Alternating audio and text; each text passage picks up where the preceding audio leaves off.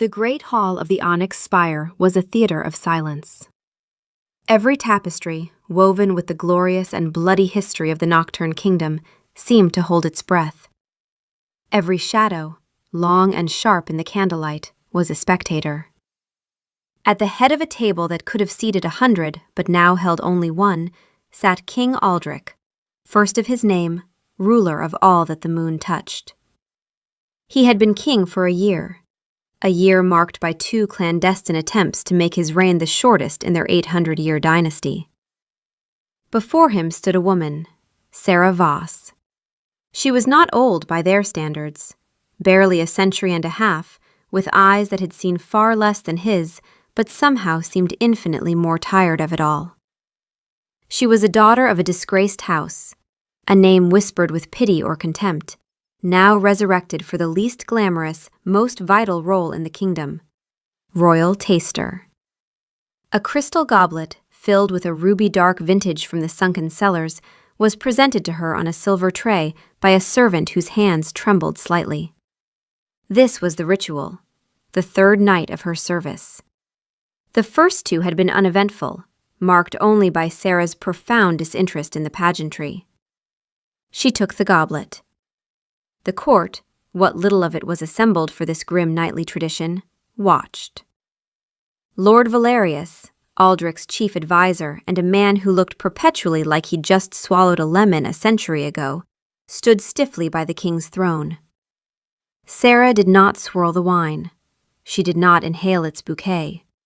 She did not hold it to the light.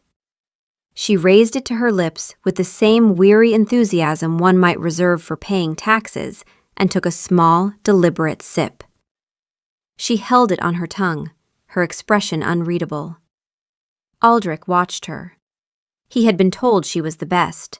Her senses were preternaturally sharp, a quirk of her bloodline that was otherwise unremarkable. He had hired her for that singular talent. He had not been prepared for the sheer force of her apathy. It was, in its own way, more unsettling than the threat of poison. The silence stretched.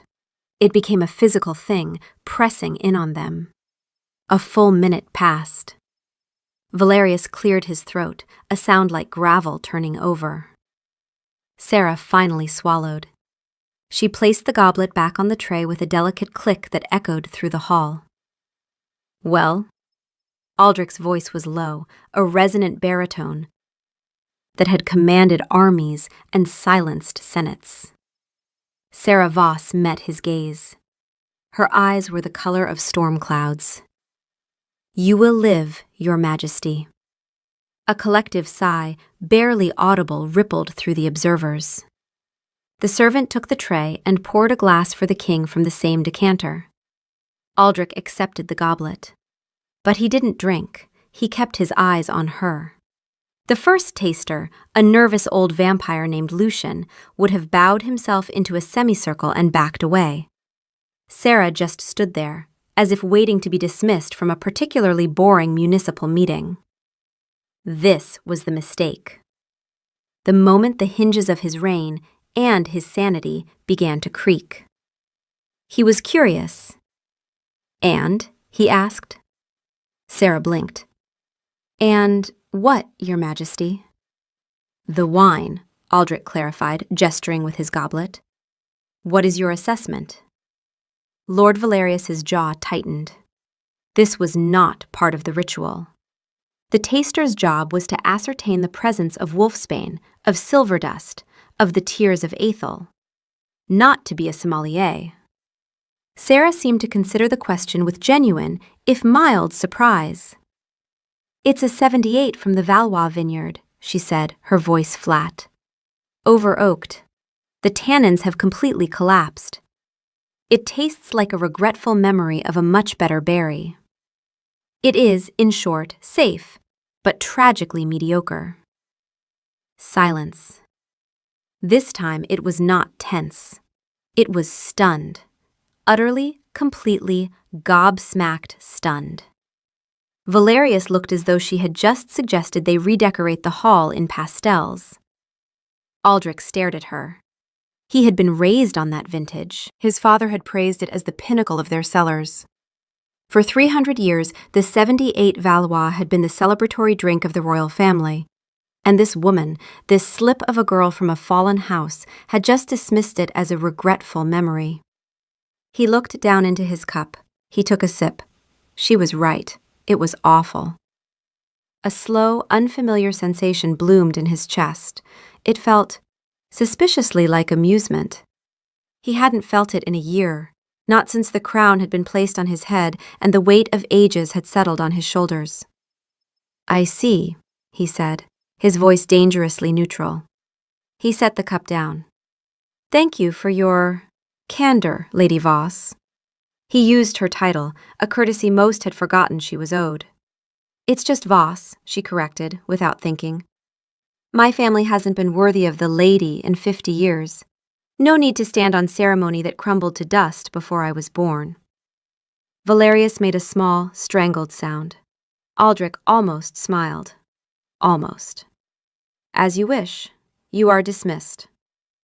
Sarah gave a slight, perfunctory bow and turned, her footsteps silent on the flagstones as she departed. The king picked up his cup of tragically mediocre wine and drained it in one long swallow.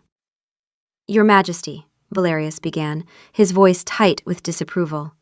"Her impertinence is refreshing," Aldrich finished. He stood, the movement fluid and sudden. "For the first time tonight, I am certain no one is trying to poison me. Not even with flattery." He left the hall, leaving his advisers sputtering in a state of profound, aristocratic horror. In his private chambers, Aldrich stood before the grand gilded mirror above his mantelpiece, and, as always, saw nothing. No reflection. He had not seen his own face in 832 years. He relied on portraits, on the reactions of others, on the memory of a boy who had died in a forgotten century. He ran a hand over his jaw. Did he look tired? Regal? Did he look like a king? He had no idea. For the first time, he found himself genuinely wondering what Sarah Voss had seen when she looked at him. Probably, he mused, a man with terrible taste in wine. The next night, the ritual was repeated. Different vintage, same suffocating tension. Sarah took the cup, sipped, and waited. This time, however, her stillness was different. It was sharper. Her head tilted a fraction of an inch. Her nostrils flared, almost imperceptibly. Aldrich saw it. Valerius did not. She held the wine in her mouth for a second longer than before. Then, delicately, without a hint of panic, she turned and spat the mouthful into a nearby decorative urn full of sand. The gasps were audible this time. Valerius took a half-step forward. "What is the meaning of this?" Sarah ignored him, her eyes fixed on the king. "The wine is poisoned, Your Majesty." Her voice was as calm as if she were announcing a light drizzle. "Cantarella bloom, odorless to most. A faint scent of almonds if your senses are acute. And a slight oily shimmer on the surface. You'd miss it in the candlelight if you weren't looking for it." Aldrich felt a cold fury settle over him. He had survived. Again. Because of her. He looked at the decanter, then at the trembling servant who had poured it, then at the guards who were now seizing the man. The servant was babbling, swearing his innocence. He was likely telling the truth. The poison would have been introduced long before it reached this hall. "Voss," Aldrich said, cutting through the rising chaos. She met his gaze, unafraid. "Are you harmed?" "The dose was for a man your size and age," she replied clinically. "The amount I took would give me a headache and an unpleasant tingling sensation for an hour. I'll live." She paused. "Which is, I suppose, the point of the job." Later, after the servant had been taken for questioning and the castle was in a state of quiet, controlled panic, Aldrich summoned her to his study. It was a vast, circular room at the top of the spire, lined floor to ceiling with books. He had read them all. Twice. Sarah entered without ceremony. She still looked pale. The tingling sensation, apparently, was more than unpleasant. "You have my gratitude," he said, gesturing to a chair. She remained standing. "You saved my life." "My contract stipulated that I should make a reasonable effort to do so," she said dryly. "Consider the terms fulfilled for the evening." He studied her. The cynicism was a shield, thick and well-worn. "Why did you take this position, Voss? Your house has grievances with the crown. My father was not kind to yours." "My house has debts," she corrected him bluntly. "Grievances are a luxury for those who can afford them. Your gold spends just as well as anyone else's. And frankly, the list of people who would hire a Voss for anything more than scrubbing floors is remarkably short. A short list and a long life make for limited career opportunities." There it was again, that brutal, unvarnished honesty. It was like a splash of cold water after centuries of cloying perfume. "I am reviewing the trade treaty with the southern clans," he said, changing the subject abruptly. He picked up a scroll from his desk, heavy with seals and intricate calligraphy. "My council advises immediate acceptance. They say the terms are generous." Sarah frowned, confused by the non sequitur. "That is not a matter for a taster, Your Majesty." "Indulge me," he said. "You've proven your senses are sharp. Perhaps your mind is as well. What do you think of a treaty that cedes the Silverwood Forest in exchange for a guaranteed supply of iron for the next 50 years? She was silent for a moment. He could practically see her mind working, weighing the risk of answering against the implicit command. Finally, she sighed. "I think your counsel is either stupid or treacherous. The Silverwood is the only natural barrier between your borders and the Fenrir wolf clans. The iron is a bribe. The southern clans get a buffer zone. The wolves get a new hunting ground. And in 50 years, when the iron runs out and your kingdom's western flank is overrun, everyone will blame the unpredictable savagery of the wolves, and not the monumental short-sightedness of the king who signed away his only defense for a pile of ore." Aldrich stared at the scroll in his hand. She had just articulated the vague, gnawing doubt in his own mind with the precision of a surgeon's scalpel. His council, led by the oleaginous Duke Marius, had been unanimous. They had praised his diplomatic acumen. "They called it a masterstroke of statecraft," he murmured, more to himself than to her. "A masterstroke of giving away the farm for a handful of magic beans," Sarah scoffed. Then her eyes widened slightly as she realized who she was talking to. "Your Majesty," she added belatedly. He laid the scroll down. He felt a chasm opening at his feet. Who on his council was a fool, and who was a traitor? Duke Marius, whose lands bordered the south? Valerius, who trusted tradition above all else? He needed her. He realized it with a certainty that chilled him.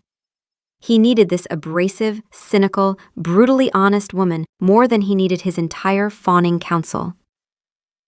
"Voss," he said. "Your Majesty?" He looked up, meeting her gaze. He was about to ask her to stay, to become more than a taster. But then he caught sight of his own sleeve. It was a new coat, tailored from deep crimson velvet, with silver thread embroidery on the cuffs. He had commissioned it to look imposing for the treaty signing. He made his second mistake. A far more dangerous one than asking about the wine. "One more thing," he said. "This coat, does it look imposing?" Sarah's gaze dropped to the crimson velvet. Her expression was a magnificent blank canvas for a moment, and then a flicker of something, pity perhaps, crossed her features. She looked back up at his face. "Your Majesty," she said, with the careful tone of someone about to break a terrible piece of news. "It makes you look like a sentient and deeply ostentatious armchair." Aldrich blinked. An armchair? He had been going for regal predator. He had apparently landed on comfortable seating. He looked down at the silver embroidery. It did, now that she mentioned it, bear a striking resemblance to the pattern on his grandmother's favorite chaise lounge. He let out a short, sharp bark of a laugh. He couldn't help it. It was the first time he had laughed, truly laughed, since his coronation. The sound was rusty, foreign in the silent study. Sarah watched him, a slight frown on her face, as if she was concerned the king had finally, irrevocably snapped. "Thank you, Voss," he said, once he'd composed himself. "Your honesty is a rare and dangerous vintage. I find myself developing a taste for it." Her frown deepened. "That sounds like a terrible idea, Your Majesty." "Probably," he agreed, a genuine smile touching his lips for the first time. "You'll attend my council meeting tomorrow, 9 o'clock. Stand by the door. Say nothing unless I ask." "Am I to taste the council's arguments for poison as well?" she asked, a sliver of her usual sarcasm returning. "Precisely," Aldrich said. "I suspect they are riddled with it." He dismissed her then, and as she left the study, he felt the loneliness of the room press in on him again. But it was different this time.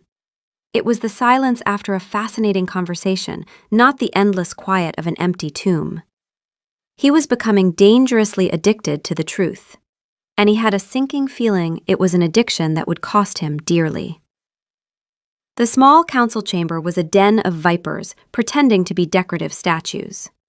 Duke Marius, a fleshy vampire whose jowls seemed to defy the gauntness of their kind, was pontificating about the southern clan's treaty. Lady Isolde of House Volkov, a vision in black silk with eyes like chips of obsidian, sat opposite him, her silence more menacing than Marius's blustering. And Lord Valerius, as ever, looked like he was presiding over the funeral of his own hopes and dreams. Sarah stood by the door. She had dressed in simple, severe black, making her blend into the shadows. She felt the eyes of the council members slide over her, dismiss her, and then occasionally slide back with a flicker of confusion. What was the taster doing here? "A triumph of diplomacy!" Duke Marius boomed, slapping his meaty hand on the table. "King Aldrich will be hailed as a peacemaker." Aldrich sat at the head of the table, his face an impassive mask. He had deliberately worn his most boring, functional black doublet. He felt powerfully unimposing and strangely confident. "Peace?" he said, his quiet voice cutting through the Duke's noise. "Or merely a postponement of war, purchased at a ruinous price?" Marius blinked. "Your Majesty, the terms are unprecedented." "Indeed," Aldrich agreed. "I cannot recall another time in our history when we paid a neighbor to take our most strategic natural defense off our hands." The room went cold. Lady Isolde's lips curved into a faint, cruel smile. She enjoyed chaos, so long as it wasn't her own. Valerius looked at Aldrich with open alarm. This was not how the new king was supposed to behave. He was supposed to be uncertain, to lean on their experience. "Voss," Aldrich said, without turning his head. Every head in the room swiveled towards the door. Sarah felt a dozen sets of ancient, predatory eyes lock onto her. It was like being a mouse in a room full of cats. A very unimpressed mouse. "Your Majesty," she said, her voice steady. "You have a practical mind," Aldrich said, enjoying the collective apoplexy of his council. "Explain to the Duke, in small words if you must, the flaw in his magnificent treaty." Sarah stepped forward, out of the shadows. She met Duke Marius's furious glare with a look of polite boredom. "The flaw, Your Grace," she began, her voice clear and precise, "is that you are treating a border dispute like a commercial transaction. You are selling the lock on your front door for a cartload of bricks. The bricks are lovely, I'm sure, but they won't be much use when the wolves are in your parlor." She paused. "Unless you intend to throw the bricks at them, in which case your strategy is not only flawed, but also deeply stupid." Duke Marius's face went from ruddy to a deep apoplectic purple. "This is an outrage, a slip of a girl from a disgraced house lecturing her betters on statecraft." "She is my royal taster," Aldrich said, his voice dropping to a dangerous whisper. "Her job is to detect poison, and she has just identified a lethal dose in this treaty. I am inclined to trust her judgment." He picked up the scroll and with a single deliberate tear, ripped it in half. The treaty is rejected. Send a raven to the southern clans. Tell them our silver is not for sale." He stood. The council is dismissed. The members filed out, a maelstrom of shock, fury, and intrigue swirling in their wake. Duke Marius shot Sarah a look of pure venom. Lady Isolde gave her a slow, appraising glance, as if measuring her for a coffin. Valerius just shook his head and hurried after the king. Sarah remained by the door, her heart hammering against her ribs. She had just publicly humiliated one of the most powerful men in the kingdom. Her life expectancy, already professionally precarious, had just plummeted. "That was foolish," she said to the empty room. But a part of her, a part she had thought long dead, felt a flicker of grim satisfaction. The Voss family might be disgraced, but she had just spoken truth to power, and power had blinked. Aldrich found her in the armory an hour later. She was running a whetstone along the edge of a short sword with practiced ease. "Expecting trouble?" he asked, his voice echoing off the racks of steel. "I found it's best to be prepared," she said, not looking up. After one publicly calls a duke deeply stupid, trouble tends to follow. Marius is a blowhard, his anger is performative. His assassins, I imagine, will be considerably more sincere. She tested the blade with her thumb. "Why did you do that? You made me a target." "You were already a target," he countered. "You saved my life. My enemies know who you are. The only difference is that now, my allies do too." "You have allies?" she asked, finally looking up. From where I was standing, it looked like you had a room full of people waiting for you to fail. "I have you," he said simply. The words hung in the air between them, heavier than any sword. Sarah's practiced cynicism faltered. She had no witty retort, no sarcastic dismissal. He spoke it as a fact, plain and unadorned. "I have you." It wasn't a declaration of affection. It was a statement of strategic reality. And yet, "You have a taster, Your Majesty," she said, her voice softer than she intended. "One who is good with poisons, and apparently terrible at diplomacy." "You are the first person in a year to tell me the truth, without calculating the personal benefit," he said, stepping closer. "I don't know if that makes you a terrible diplomat, or the only one I can trust." He stopped, standing just a few feet from her. The air crackled. "I need that, Sarah." He used her first name. It was the first time. It landed like a brand. She looked away, back to the sword in her hands. "Truth is a bitter draught, Your Majesty. Most people lose the taste for it quickly." "Then you shall have to keep serving it to me," he said, "until I learn to enjoy it." Life in the Onyx Spire settled into a new, bizarre rhythm. Sarah's official duty was still to taste the king's wine every evening, a ritual now watched with a mixture of fear and fascination by the court. But her unofficial duties had multiplied. She became Aldrich's shadow, a silent presence in meetings, a sharp-eyed observer in the audience hall. He would ask her opinion at the most unexpected times. "Voss, the emissary from the Night Court, is he lying?" "Yes, he keeps touching his ear. It's a tell. Also, his proposal is nonsense." "Voss, the new tax code." "It's a disaster. It penalizes small landowners and rewards the sycophants on your council. Scrap it." "Voss, this portrait of my great-great-grandfather. Does it capture his legendary gravitas?" "It makes him look like he's smelling something foul, which, given the state of 14th century sanitation, he probably was." The court was horrified. They began to refer to her in whispers as the king's veracity, or, less kindly, the upstart Voss. Lady Isolde watched her with an unnerving, predatory focus. Duke Marius plodded in the shadows, but they could do nothing overt. The king's protection was absolute. And then came the incident with the antechamber. Sarah had appropriated a small, forgotten room near the study. It was dusty and cramped, but it had a window overlooking the city, and she claimed it as her own space, a refuge from the endless political maneuvering of the court. She spent her off hours there, reading, sharpening her blades, and enjoying the silence. One afternoon, Aldrich was striding down the corridor, his mind consumed by a dispatch from the border. He needed to ask Sarah about the subtext. He moved with the innate, thoughtless speed of his kind, a blur of motion. He turned the corner to her antechamber, reached for the door, and slammed, face first, into an invisible, immovable wall. He stumbled back, stunned. The impact hadn't hurt, but the shock of it was profound. He, king of the nocturne, had just walked into a doorframe. Or rather, the space where a doorframe was.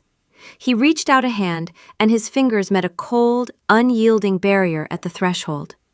He had been so focused on his thoughts, he'd forgotten one of the fundamental laws of their existence. A vampire cannot enter a private dwelling unless invited by one who resides there. And Sarah Voss, by claiming this dusty closet as her own, had made it her dwelling. He stood there, frozen, for a full 10 seconds. The ruler of a kingdom, the commander of legions, a creature of immense power and antiquity, was locked out of a room in his own castle. By his poison taster. The sheer, unmitigated absurdity of the situation washed over him. He heard a sound from within, the soft rustle of a page turning. He knocked. It was a quiet, hesitant sound. A king does not knock. The page turning stopped. There was a pause. Yes? Sarah's voice, muffled by the thick oak door. Voss, it is the king. Another pause, longer this time. He could practically hear her smirking. And? His jaw tightened. He could command her to come out. He could order the door torn from its hinges. But that would be admitting defeat. He had to play by the rules. Her rules, in this tiny 10 by 10 patch of his own domain. I require a word with you, he said, his voice strained. I'm busy, she replied. He was going to kill her. Slowly and with immense satisfaction. It is a matter of state. A weary sigh drifted through the door. Is the kingdom on fire? No. Is anyone actively dying? Not at this precise moment, no. Then it can wait. I'm at a very good part in my book. Aldrich closed his eyes. He counted to 10, in Old Valyrian. He was the king. He had faced down armies. He had negotiated the fall of empires. He would not be defeated by a locked door and a recalcitrant employee. Sarah, he said, the name soft, a plea disguised as a command. Please, may I come in? The silence on the other side of the door was deafening. He had said please. He couldn't remember the last time he'd said please to anyone. Then he heard the scrape of a chair and footsteps. The door opened. Sarah stood there, a book in one hand, a single eyebrow arched in victory. You have to actually say it, she said, her voice laced with amusement. Say what? He growled. The words, she prompted, leaning against the doorframe. The magic words. He stared at her. She was enjoying this far too much. He took a deep breath. Sarah Voss, he said, the formal words feeling like ash in his mouth. I humbly request you invite me into your residence. Her smile was dazzling. Come in, you ridiculous man. He swept past her into the tiny room. That counts, he muttered, more to himself than to her. He turned to deliver the scathing lecture he had been composing in his head, but it died on his lips. The room was sparse, but she had made it hers. A comfortable chair, a small table, a flickering candle, and stacks of books. It was peaceful, a stark contrast to the oppressive grandeur of the rest of the castle. What was so urgent? She asked, sinking back into her chair. He had completely forgotten. The dispatch, the border, all of it had evaporated in the heat of his indignation. He stood there, the mighty King Aldrich, feeling like an intruder in his own home. He looked at her, curled up in the chair with her book, and the anger faded, replaced by something else, something warmer and far more dangerous. I needed your opinion on the new tapestries for the gallery, he improvised lamely. Sarah looked at him, her head tilted. She knew he was lying, but she let it go. I'm sure they're excessively large and feature one of your ancestors looking constipated on a horse. They always do. He found himself smiling. This one is particularly constipated, he admitted. I thought you'd appreciate it. He didn't leave. He stayed for an hour, sitting on a hard wooden stool while she read, occasionally making a dry comment about her book. The silence between them was comfortable, easy. For the first time, he understood what it felt like not to be the king. He was just Aldrich, and it was terrifyingly pleasant. The state dinner for the delegation from the northern principality of Glacis was Aldrich's personal hell. The prince was a 700-year-old boar who had one story about a boar hunt in 1532, which he told on a loop. The food, a lavish spread designed to impress the human attachés of the delegation, smelled divine and was utterly inedible to any vampire present. Aldrich's job was to preside over this farce with regal grace. Sarah stood behind his chair, her official duty to taste his wine. Her unofficial duty, it turned out, was to keep him from falling into a boredom-induced coma. The prince was halfway through his boar story for the third time. And the beast, its eyes filled with a furious fire, charged. I had naught but my wits and a small paring knife. Sarah leaned forward slightly, her lips barely moving. I'm rooting for the boar, she whispered, her voice a ghost in his ear. Aldrich choked back a laugh, disguising it as a cough. He took a sip of his wine, a crisp, flinty white that Sarah had approved with a single, non-committal nod. The dinner dragged on. Under the cover of the table, Sarah began passing him tiny, folded notes. The princess is trying to set your sleeve on fire with her mind. I think she's succeeding.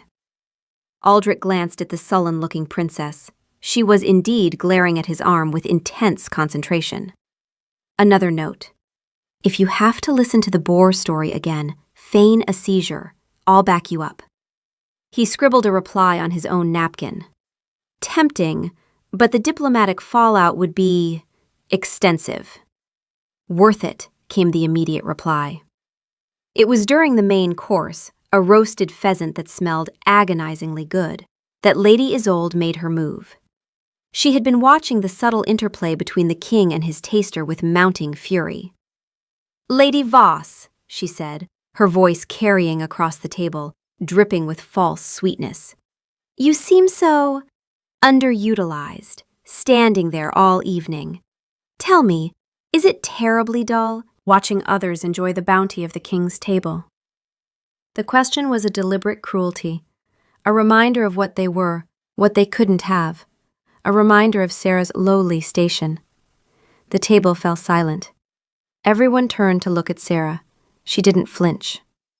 On the contrary, Lady Isolde, Sarah replied, her voice cool and even. It's a fascinating anthropological study. For instance, I've learned that the more pompous the vampire, the more delicately they pretend to push their food around their plate. You, my lady, have arranged your peas into a rather lovely defensive fortification. Are you expecting them to charge?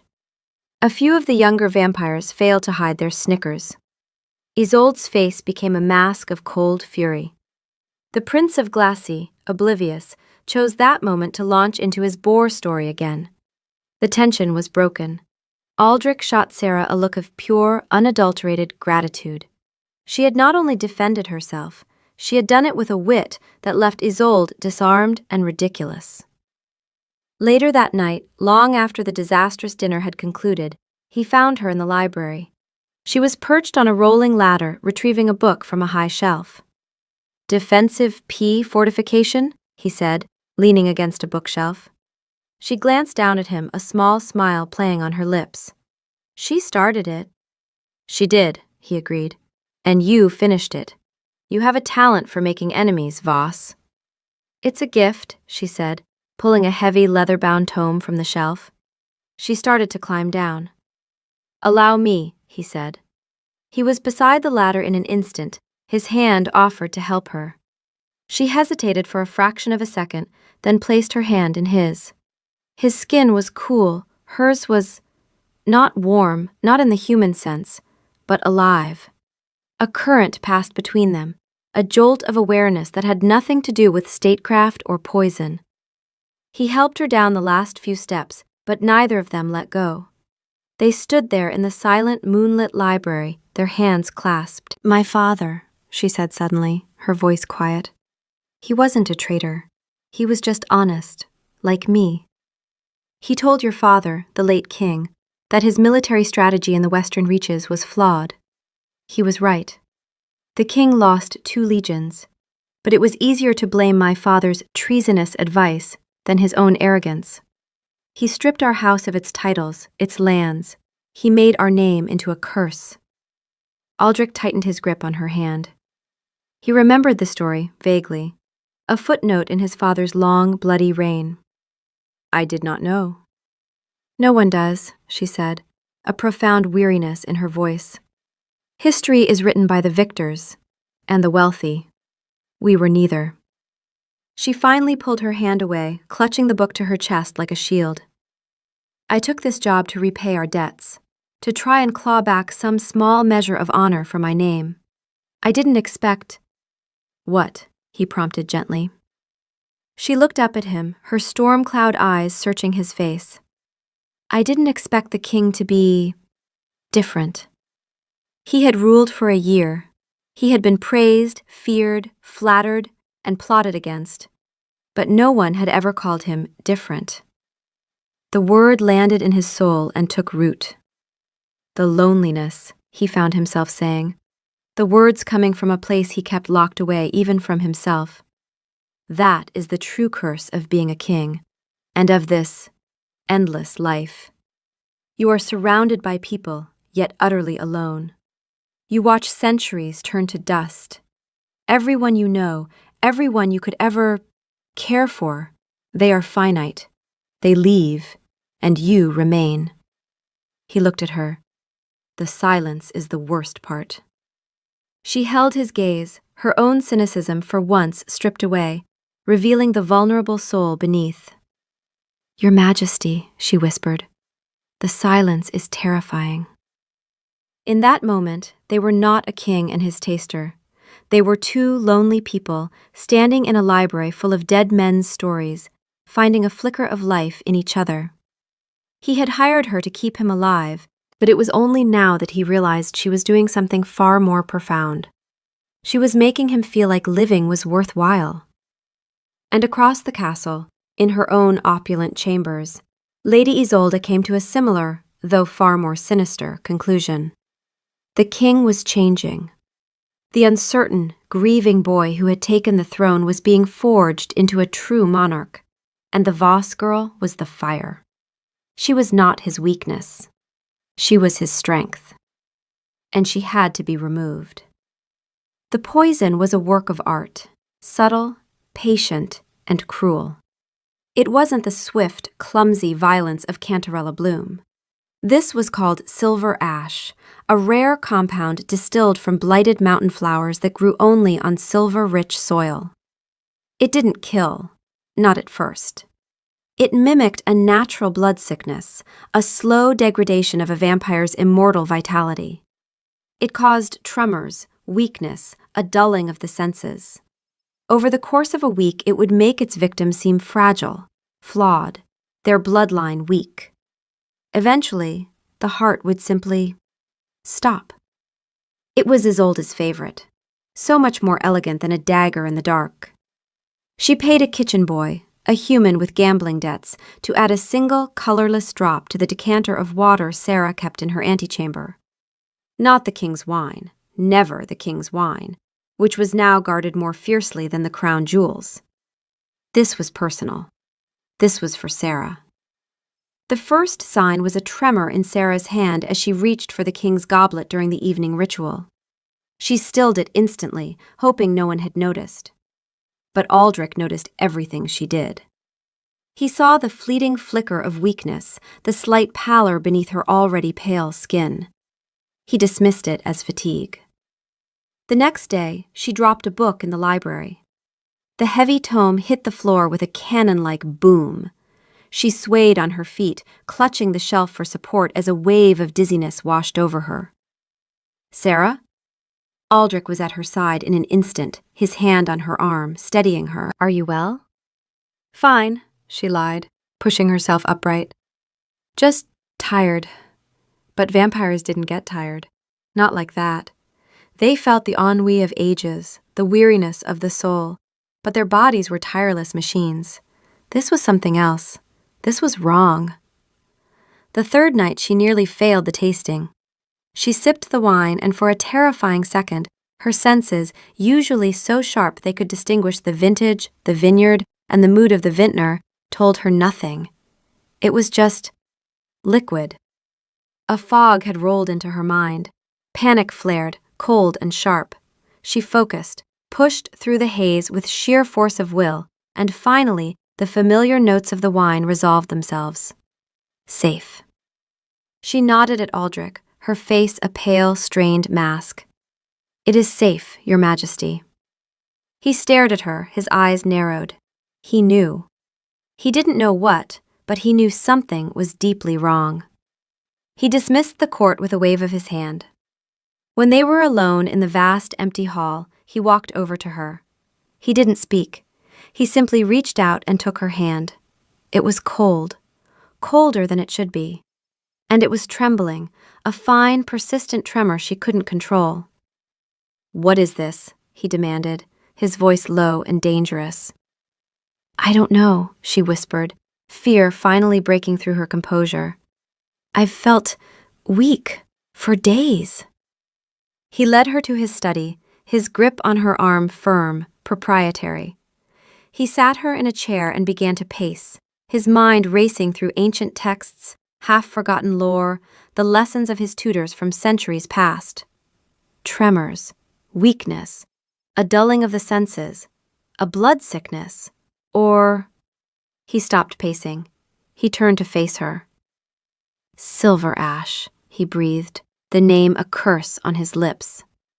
He had read of it in a grimoire from the Shadow Wars, a poison designed to look like a natural failing, a coward's weapon.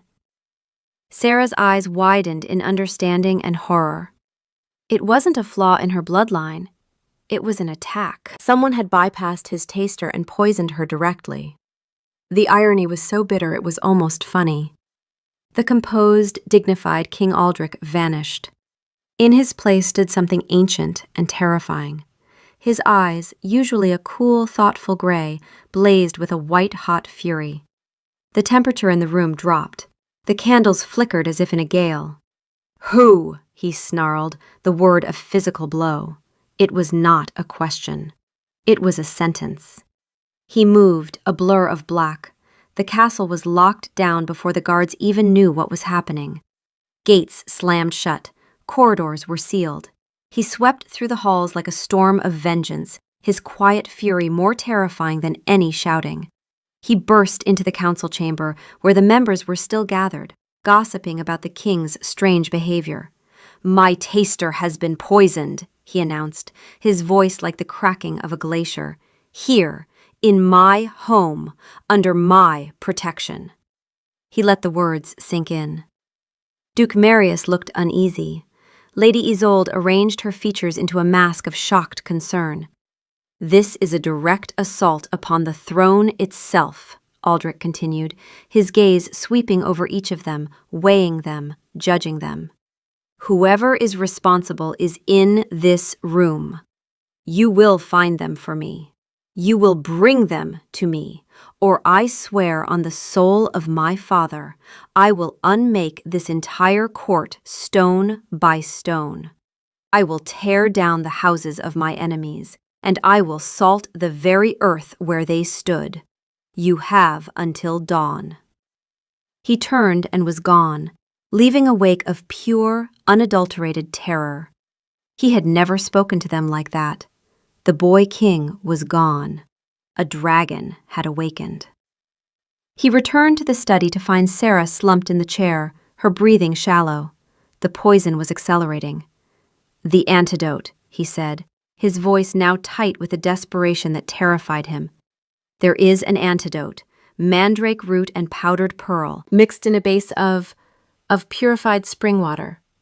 He was rattling off the recipe from a text he'd read 400 years ago. He dispatched a guard with frantic, precise instructions. He knelt before her, taking her cold hands in his. "Stay with me, Sarah," he commanded, his voice raw. She opened her eyes, her gaze unfocused. "So much trouble," she murmured. "For a taster." "You are not a taster," he said fiercely, his grip tightening. You are the only true thing in this entire cursed kingdom." He looked at her pale, beautiful face, and the centuries of control he had mastered finally broke. The fear he felt was a physical agony. The fear of losing her. The fear of the silence returning. The deep, eternal, crushing silence she had finally filled. "The silence in my own head," he confessed, his voice breaking. "It was deafening before you started talking back to it. Do not leave me alone in it again, Sarah. I command you." Her lips curved into a weak smile. "A king shouldn't have to command," she whispered. "He should ask." Tears he hadn't shed in centuries burned behind his eyes. "Then I am asking," he said, his voice thick with an emotion he couldn't name. "Don't leave me." Her eyes fluttered closed. He held her hand, his mind a maelstrom of fear and rage, and waited for the dawn, and for the antidote that might save the only thing in his long, lonely life that had ever truly mattered. The antidote worked. Slowly, agonizingly, it worked. The tremors subsided, the fogginess in Sarah's mind receded, and the unnatural cold in her veins was replaced by the familiar cool stillness of her own blood. She spent 2 days recovering in her antechamber, now guarded by 2 of Aldrich's personal guard, the most stoic and deadly vampires in the spire. Aldrich did not leave her side. He sat on the uncomfortable wooden stool, a silent, brooding sentinel. He canceled all appointments. He ignored all missives. The kingdom could burn for all he cared. The only thing that mattered was the steady rise and fall of her chest. Emotion so subtle in their kind it was almost imperceptible. But to him, it was the rhythm of the entire world. On the 3rd day, she was strong enough to sit up and glare at him. "You look terrible," she said, her voice raspy but sharp. He hadn't slept, of course. None of them did. But he felt the weight of the last 72 hours of wakefulness more than he'd felt the last 72 years. "And you look like you've been poisoned," he retorted, the familiar banter a balm to his frayed nerves. "You need to find who did this," she said, her expression turning serious. "Your display of theatrical fury was impressive, I'm sure, but it won't solve anything. They'll just hide." "They can't hide from me," he growled. "Not in my own home." "No," she agreed, "but you're looking for a conspirator with a dagger. You should be looking for a socialite with an opportunity." She closed her eyes, thinking back. The state dinner. Everything was chaos. The prince's story, my argument with Lady Isolde. Everyone was distracted. She remembered the kitchen boy, the human one. He had refilled her water pitcher just after her exchange with Isolde. He had been nervous, his hands shaking. At the time, she'd assumed it was because of the general tension. Now, "The kitchen boy," she said, "the one with the bad haircut. He refilled my water." Aldrich was gone before she finished the sentence. They found the boy huddled in the pantry. He confessed everything in a torrent of terrified tears. Lady Isolde had paid him. She had given him the vial, told him it was just a sleeping draught to teach the arrogant taster a lesson in humility. He had no idea it was poison. Aldrich listened to the confession, his face like carved stone. He didn't harm the boy. He simply had him thrown out of the castle, his life spared, but his future ruined. The real target was Isolde. He convened the court in the throne room. It was not a trial. It was a judgment. Lady Isolde was brought before him. She was defiant, her head held high, wrapped in a mantle of aristocratic arrogance. "You stand accused of high treason," Aldrich said, his voice echoing in the cavernous hall. "Of attempting to murder a member of my personal household. Of an attack on the crown itself." "The accusations of a sniveling human boy?" she scoffed. "Against a daughter of House Volkov? You have no proof." "I have the boy's confession," Aldrich said calmly. "And I have this." He held up the vial which his guards had recovered from her chambers. Isolde's composure finally cracked, a flicker of fear in her eyes. "A vial that could have been planted?" "Perhaps," Aldrich conceded. "But I don't need proof. I am the king." He leaned forward on his throne, his power a palpable force in the room. "For 800 years, my family has ruled this kingdom.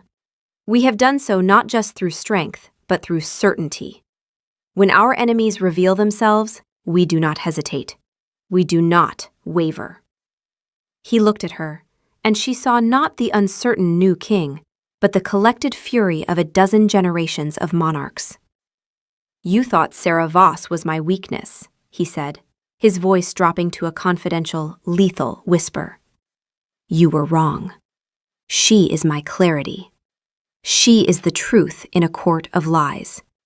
And you tried to extinguish that. For that, there is no forgiveness." He didn't need to pronounce a sentence of death. His judgment was far more poetic and far more cruel. "You are stripped of your titles, your lands, your name. You are in exile. You will leave my city by sunrise and never return. You will wander the lonely places of this world with nothing but the memory of your own treachery. Live a long life, Isolde. Live with what you have done." For an immortal, it was a fate worse than death. To be cast out, alone, into the endless, unchanging centuries. She was dragged from the hall, screaming curses that no one heard. Duke Marius, who had been a silent co-conspirator, quietly abdicated his titles the next morning and retired to his country estate, a broken man. The message was clear. The king's veracity was not to be touched. A week later, life had returned to a semblance of normalcy, or what passed for normalcy in the Onyx Spire. Sarah stood before the king in the great hall for the evening ritual. She took the goblet, sipped the wine. The flavor was exquisite, a perfect balance of fruit and earth, with a clean, crisp finish. Her senses were sharper than ever. She held the wine on her tongue, then swallowed. "Well?" Aldrich asked, a hint of a smile in his eyes. Sarah met his gaze. The silence stretched, but it was a different kind of silence now. It was comfortable, full of unspoken understanding. "It's safe, Your Majesty," she said. She paused, a small, genuine smile touching her lips. "And it's quite good." He took his own glass, his eyes never leaving hers. "I had the entire cellar catalogued and reorganized according to your brutally honest assessments." "A wise decision," she approved. "There were some truly criminal vintages down there." "I also have a proposal for you," he said, setting his wine down. He held up a scroll. "Not a treaty. A royal decree." "If it involves new tapestries, I'm not interested," she said. "It doesn't," he assured her.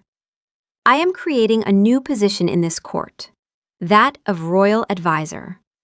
The role will require a sharp mind, an incorruptible nature, and a complete inability to flatter me. The advisor will have my ear, my trust, and my absolute protection. The title comes with a restoration of all lands and honors to the House of Voss." Sarah stared at him, speechless. Everything she had worked for, everything her family had lost, offered to her in a single stroke. "You want to make your poison taster your chief advisor?" she finally managed to say. The court will have a collective aneurysm. Let them, he said with a shrug. I find I no longer care for the opinions of liars and fools. I only care for the opinion of one person. He stepped closer, his voice dropping. What do you say, Sarah? Will you help me rule this kingdom? Will you be the truth at my side? She looked at the scroll, then back at his face. She saw the king, yes, but she also saw the lonely man underneath. The man who had been adrift in the endless ocean of immortality until she had become his anchor. Her cynical heart, the one she had guarded so fiercely for a century, finally, completely surrendered. On one condition, she said, her voice steady. Name it. You have to get rid of that crimson velvet coat. For good. Burn it. Aldrich threw his head back and laughed. It was a full, genuine, joyous sound that echoed through the great hall, chasing away the last of the ancient shadows. It was the sound of a king who had not only found his crown, but his heart. Consider it done, he said, his eyes sparkling. Advisor. She smiled. Your Majesty. And for the first time, the words felt not like a title, but like an endearment. The beginning of a new story, one they would write together, one brutally honest conversation at a time.